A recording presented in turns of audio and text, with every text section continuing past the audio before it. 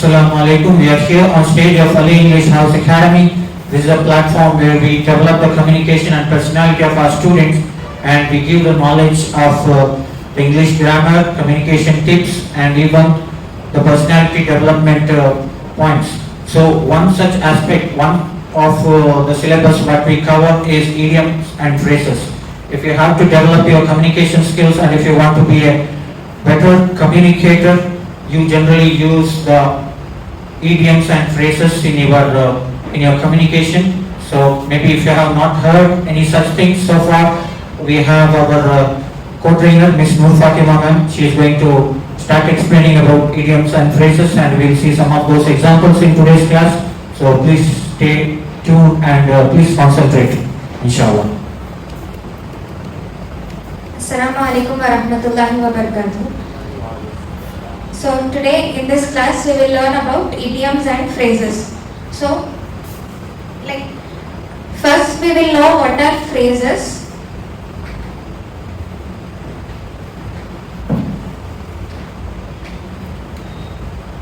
So first let us know what is meant by phrase. So see, first we will know what is sentence. So do you know what is the meaning of sentence? Sentence is a group of words which has some meaning, which gives complete sense or meaning, is known as a sentence. Phrase is nothing but phrase is also a group of words, but it does not give the complete meaning. So for example, if I say on the table, so this is a phrase, on the table, it is a group of words. So on the table is nothing but about the table, right? But is this giving a complete meaning? We don't know what is on the table. If we say book is on the table, now this gives a complete meaning. So this is a sentence, this is a complete sentence, but this is a phrase. We can also say it is a part of sentence, or these are the group of words which do not give a complete meaning. So that is phrase. Next, what are idioms? Idioms are the phrases which have different actual meaning, but we use it in a different sense. Like in idioms, if we know some examples, we will understand what are idioms. You might have heard in Urdu we say muhavare in Urdu. So idioms, if we I'll take one example and I'll explain. So an example is a cold fish. So what does this mean, a cold fish? If we actually convert this into, in Urdu, cold is what? Thanda. Fish, machi.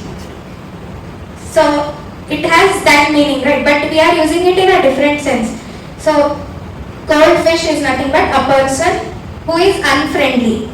Okay, if a person who does not want to talk to someone, who does not want to become friends with anyone, so we say that that person is a cold fish. Does that actually mean that they are fish or something? No, right, they are person, they are people, but we use it in a different sense. So if I have to say a sentence, I tried talking to her, but she is a cold fish.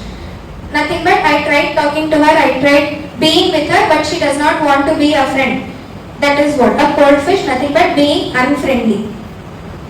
So next example is a fish out of water.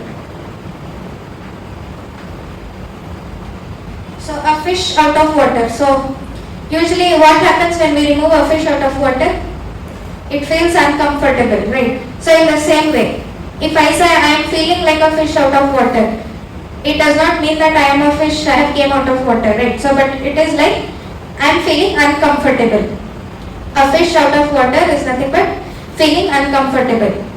If I have to say it in a sentence, I felt like a fish out of water in the new city. I went to some new city and I am uncomfortable there. So I felt like a fish out of water. Then next example, apples and oranges.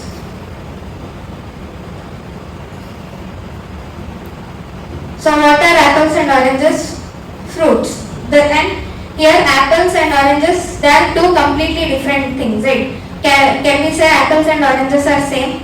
No. So when we are using it in sentence, so apples and oranges, nothing but when we compare two very different things. Like, for example, if you are comparing an iPhone with some basic set like Nokia. So these are two different, completely different things, but we are comparing them, right? So at that time we can say iPhone and Nokia are like apples and oranges. They are two completely different things, we cannot compare them. So this is one idiom. Then a red letter day.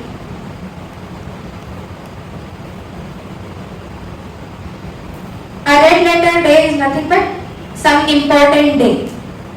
So we can say he got a job and it was a red letter day for him. Nothing but it was a very important day for him.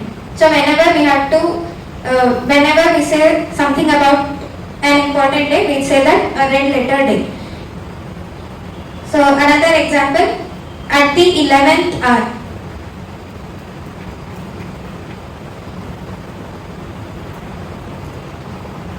So see, at the 11th hour, what do we understand by this? Maybe at 11 o'clock, right? But what it means is, like at the very last moment or very near to deadline, we use, if you have to say it in a sentence, I submitted my project at the 11th hour. Nothing but it was already the deadline, it was very close to deadline and I submitted it like just before that deadline.